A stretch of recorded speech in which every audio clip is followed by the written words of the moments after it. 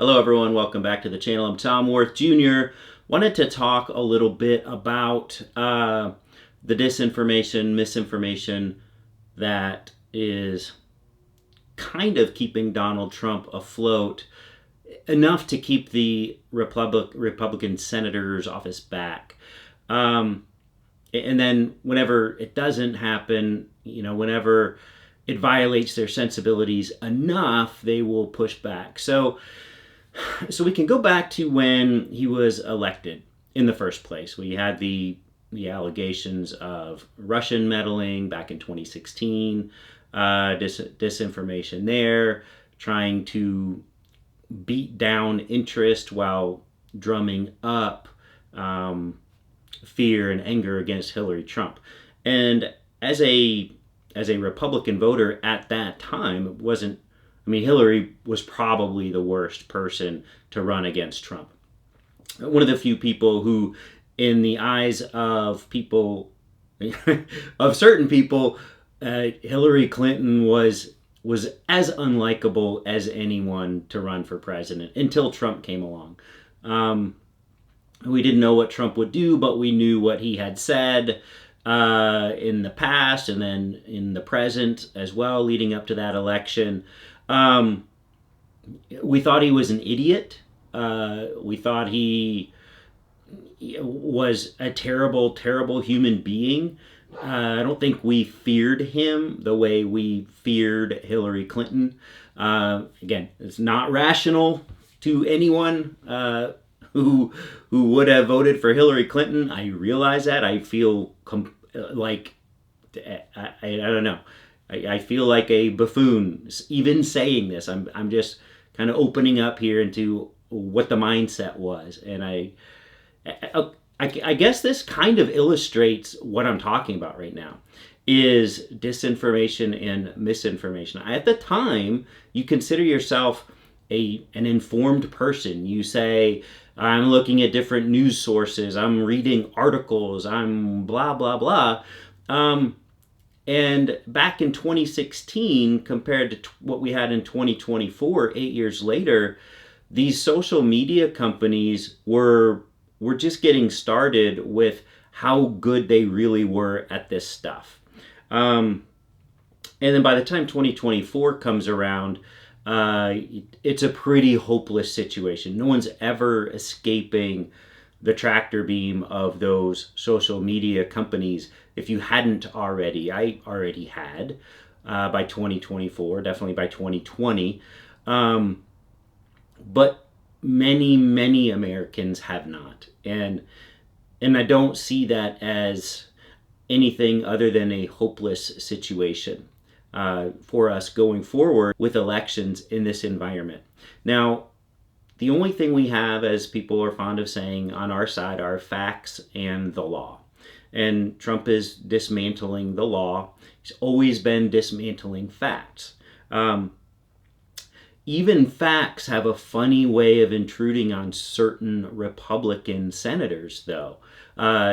Despite Lindsey Graham whiplashing back and forth between hating Putin and propping up Zelensky, and then saying Zelensky's the bad guy after the White House blow up, and then yesterday pushing back, or maybe it was Thursday, more on Trump about cutting off intelligence to Ukraine, which was just instantaneously met with Putin, the one who wants peace, right, according to Trump, just massacring Ukraine now that Ukraine didn't have the intelligence to know what was being planned with these aerial attacks. So Lindsey Graham is someone who will push back when it gets too hot for him. But he's completely compromised by Trump, and he will fall in line. But every now and then he'll speak out, like he did when Trump cut off the intelligence for Ukraine. Will it be enough? Well, what we have right now is, I saw this interview with Jon Stewart that a viewer, a longtime commenter on this channel, had recommended. Life and Faith, I think, is who it is. But an interview with Jon Stewart, it's an hour long, with a Nobel Peace Prize winner, Maria Ressa from the Philippines, also a Columbia professor. Funny thing about that is that came out, I want to say, the night of the 6th, Thursday night. And then yesterday, we had the $400 million in federal money that goes to Columbia stopped. So when I'm watching this thing with this amazing woman, and I see that she's a Columbia professor, just the first thing in my head is, oh no, someone from Trump's team saw this. They see Columbia professor, so they cut off the aid immediately. I don't think that was the case, because I did already see rumblings about what Columbia needs to do all the way back on Monday, even though they didn't make the announcement until Friday. So I think that was just a stunning coincidence. But the fact that that thought even entered my mind is the problem. That I think that Donald Trump would withhold $400 million from Columbia University because one of their professors was interviewed by Jon Stewart, and that's what he would do, because he would do it. This is the rule of law that she saw broken down in the Philippines. And I highly recommend this, because she goes into the playbook of how this all unfolded in the Philippines, and how the Philippines is often a testing ground, literally a testing ground for tech companies, for instance, of what will work and what won't work in the United States. And that's exactly what Trump is doing now. And he's following that playbook. He's not the only one, or the Philippines aren't the only one with this playbook. She also mentions Hungary, Viktor Orban, and some others. And then raises the prospect of the EU, and how that may be, now that America has fallen, that the EU is next up. And none of this can happen without social media just having no guardrails on it whatsoever. So the EU is a much tighter regulatory environment for these types of things. They're always coming down harder on tech companies, on social media companies. They're looking out for their citizens in a way that the United States didn't. And now the United States doesn't at all. Now the United States actively acts against the interests of its citizens to keep Trump in power. But if guardrails are taken off in the EU for these social media companies, I mean, we already see J.D. Vance meeting with the far-right party in Germany. This is a political party that all of the other political parties in Germany, right or left or center, have vowed to never work with in any sort of coalition or vote getting. Even if it would help them advance their interests, they have all agreed never to work with this political party. J.D. Vance not only disparaged Europe for silencing parties like that, but he actually met with the party the week before their election. That is blatant election interference. To have the Vice President of the United States have it be known that he is meeting with you. We all saw how Donald Trump freaked out when Zelensky met with Kamala Harris visiting a factory in Pennsylvania months before our election. Well, this is the week before the election in Germany that J.D. Vance did this, met with his party. This is what's going on. And this is disinformation and misinformation. And we can say all we want that we don't believe Trump really won the election, that the election was stolen, that Elon Musk did things. I'm not ruling that out. But the fact is, there are a lot of people who have just fallen under the spell of misinformation and disinformation from Trump and from Fox News and from social media. It's not just social media, though. I use the example of my parents because I know intimately what their habits are, their reading and their viewing. They're not on social media. They don't have Facebook. They never have. They were weird about that. They don't have Twitter, X. They have nothing. All they have is, they'll look at online news sources. They might go to Fox News Online, they'll go to ESPN, never CNN, but they're watching it all on TV, all on Fox News. So that is enough. That is enough of an outlet to sway people who used to be reasonable. But living here in Texas, and I'm sure it's like this in every state, there are just a lot of people who still love Trump. And what I'm seeing from these people, they are just parroting whatever he says. They have turned on Ukraine. They have turned on Zelensky. They're saying what Trump says about him. They're saying he's a liar. They're saying he wants war. They're saying that he is fleecing the United States out of hundreds of billions of dollars, or using Trump's numbers.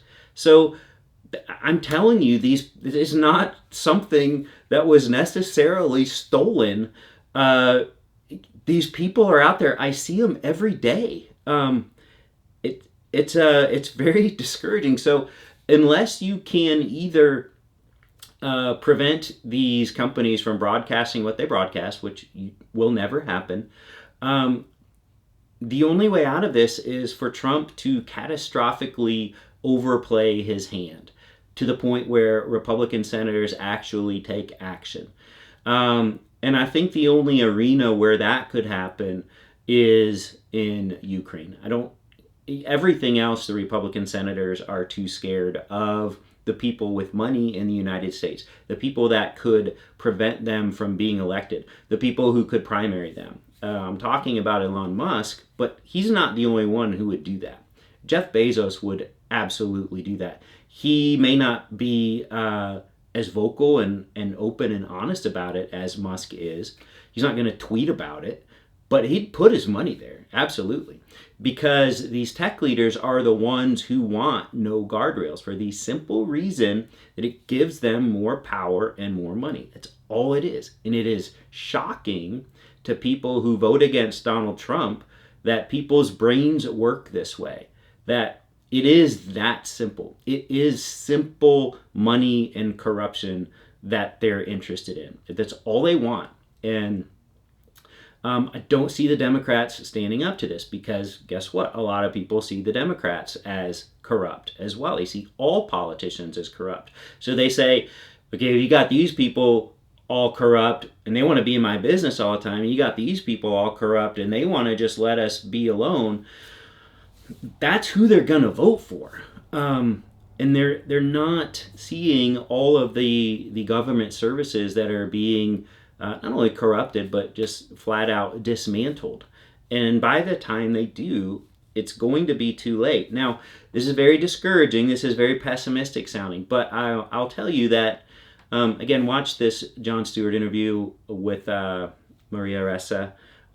It's just out yesterday or maybe Thursday.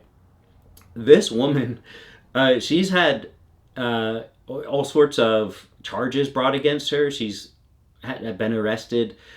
She's not in jail now. She's battling all these charges. She's still got, I think, 2 left out of 10 from the government over in the Philippines, just making things up and charging her with crimes because they're annoyed that she speaks out like she does. She is like a journalist, right? And they don't like journalists. That's what Trump's always attacked.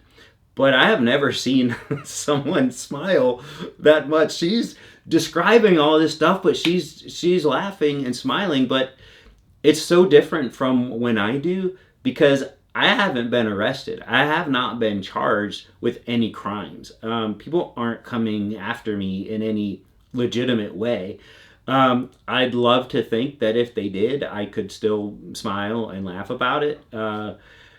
But I mean, luckily I haven't had to find out, but she has, and she's not giving up, and she's still talking about how to talk to a dictator, I think is the name of one of her books. But yeah, go give that a watch. And as bleak as all of this seems, and as bleak as all of this is, the fact is Trump backs down when he loses a little support. When he sees polls against him, when he sees the stock market goes down, when he sees a Republican senator publicly have comments against him, or again, it's not going to be against him, it's going to be against something he did he always backs down. Now, unfortunately, it's only for maybe a few days or even a few hours, but he does back down. So there are limits as to Trump's power as of today.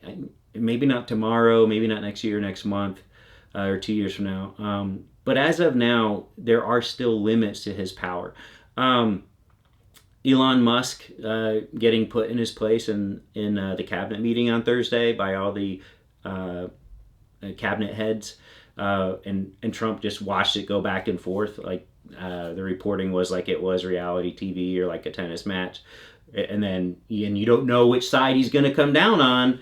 He leaves it all dramatic, but he does at the end side with the cabinet heads. Until that tells them that they have the authority to actually make the cuts that they are going to make. So Trump still is wielding the power. He's doing it all for entertainment purposes. He already has his money and his corruption and his power. But I do think that when people do speak up, when people protest, when the polls come out, opinion polls, approval ratings, these are the things that he responds to. He adjusts his behavior according to. Luckily, this is probably the only good thing about him being this malignant narcissist that he is that he does respond to public opinion to some extent at this point. So it's not much to hang on to right now, but it is something, and it's what I'm hanging on to. And anyway, go give that a watch. Jon Stewart, Maria Ressa, and we'll talk later.